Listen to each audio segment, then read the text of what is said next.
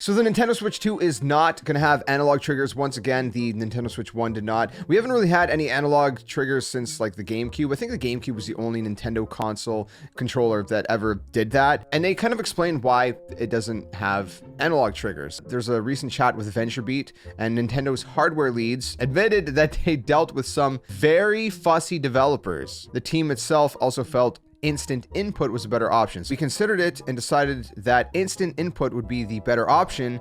That's why we decided to move forward with this decision. End quote. What does this mean? Let me explain this as best as I can. GameCube, if you've ever played that, has analog triggers. Super Mario Sunshine is a great example. You could probably understand what the difference is. But if you don't understand, the PS5 DualSense controller is essentially analog. They call them adaptive triggers, but they're essentially analog triggers. The Xbox controllers that we've been getting, they're analog triggers as well. Kind of the only genre that I feel like kind of really matters the most. If there's other genres besides this, let me know in the comments section below, but racing games. Probably not as much as like Mario Kart. I don't think it really matters as much there. Let's say Forza, right? Forza Horizon or Motorsport or whatever on the Xbox.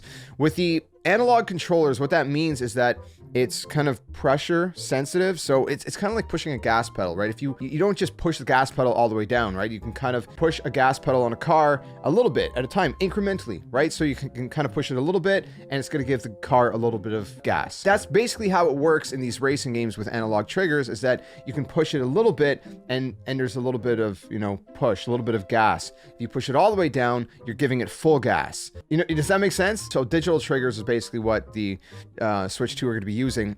It's basically instantaneous button presses, right? That's kind of good for certain genres as well. For shooter games like Call of Duty, it's quicker to shoot someone, right? Maybe you're playing Splatoon or something. It's quicker to shoot with a digital trigger, in theory anyways. Fighting games is another thing that could be good. They're showing off Street Fighter 6 coming to the Nintendo Switch 2.